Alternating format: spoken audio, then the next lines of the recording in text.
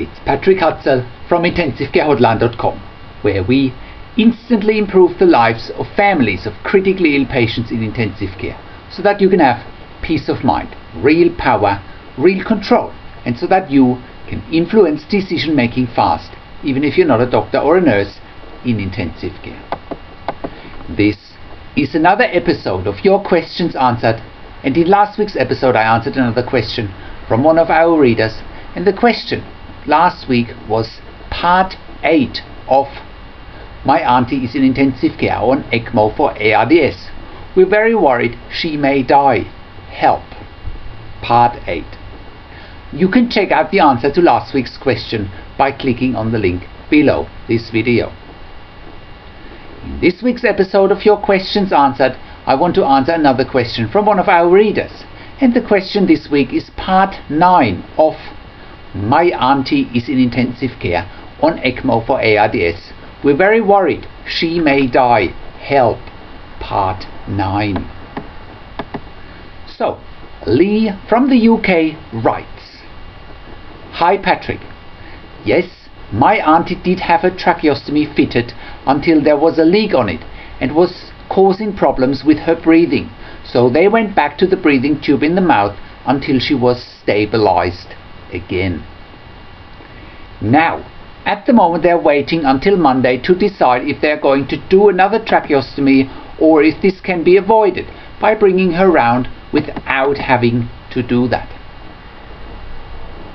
Oxygen support is still 28%, slightly sedated, ventilation support and help with breathing is minimal, so they say. My auntie has managed to stay off the dialysis machine as well, and she's now passing plenty of urine herself. The infection markers are down again for infection, and they have stopped medication for blood pressure, as that's fine too. They say that there are still small amounts of fluids on the bottom of the lungs, but the lungs are no longer stiff, and that's why she's taking bigger breaths herself. On the whole, we have had positive feedback from the nurses. Do you think that my auntie is still at a critical stage, or do you think she could be past the worst and be on the mend? Thank you, from Lee. So, here is my answer. Hi Lee. Thank you for clarifying that your auntie had the tracheostomy and that a leak caused the breathing tube to go back into her mouth instead of the tracheostomy. It sounds to me like your auntie is making progress.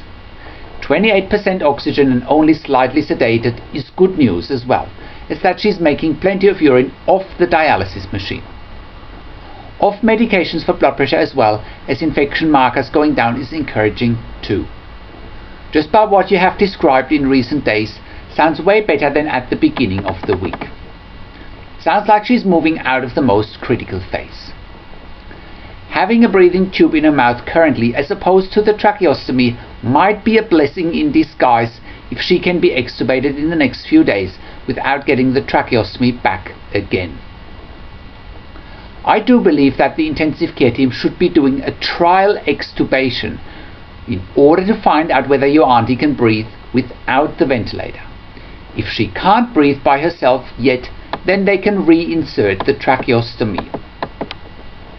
In any case, it sounds like with getting minimal ventilator support that even though your auntie may need the tracheostomy, she shouldn't be too far away from getting off the ventilator, at least intermittently. As I mentioned yesterday, the next challenges will most likely be ahead for your aunt when waking up from the coma, and she may well be confused, agitated or delirious. But that's way easier to deal with than being in a life-threatening situation. Whilst it's often not pleasant to watch critically ill patients when coming out of a coma, it's still a sign that your aunt is heading in the right direction. If you read through Ellie's questions, when her mum was in intensive care with Ecmo, her mother was very delirious too when coming out of the coma. But I would suggest to take one step at a time. Let's see what they can do regarding your aunt's ventilation first, and then take it from there. Again, be patient, don't expect miracles. However, there are clear indications that your auntie is getting better and might be off the ventilator soon. Once that's achieved, the next steps are rehabilitation by mobilizing your aunt and by getting her out of bed. Continue to stay positive, keep asking questions, and be patient. When your aunt will come off the ventilator, she will still need to be in ICU for at least a few more days, if not another couple of weeks. Let's not jump ahead of ourselves as yet, and again take one step at the time. You're doing great, and I hope you are not getting too stressed while your aunt keeps battling her illness.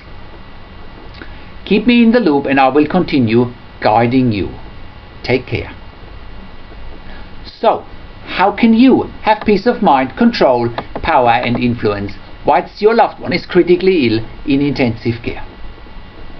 You get to that all-important feeling of peace of mind, control, power and influence when you download your free Instant Impact Report now by entering your email below.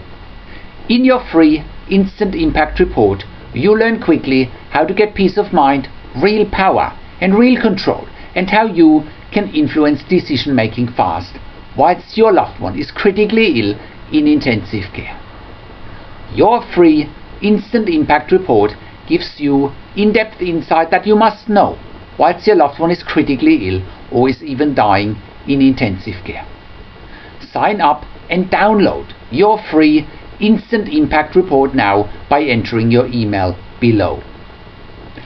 In your free Instant Impact Report, you learn how to speak the secret intensive care language so that the doctors and the nurses know straight away that you are an insider and that you know and understand what's really happening in intensive care.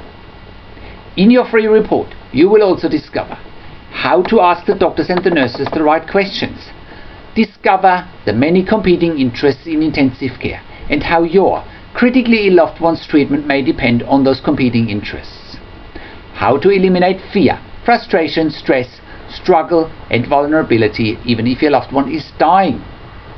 5 mind-blowing tips and strategies helping you to get on the right path to peace of mind, control, power and influence in your situation. You'll get real-world examples that you can easily adapt to your and your critically ill loved one's situation. How to stop being intimidated by the intensive care team and how you will be seen as equals. You'll get crucial behind-the-scenes insights so that you know and understand what's really happening in intensive care and how you need to manage doctors and nurses in intensive care, and it's not what you think. Thank you for tuning into this week's Your Questions Answered, and I'll see you again in another update next week. Make sure you also check out our blog section for more tips and strategies, or send me an email to support@intensivecarehotline.com with your questions.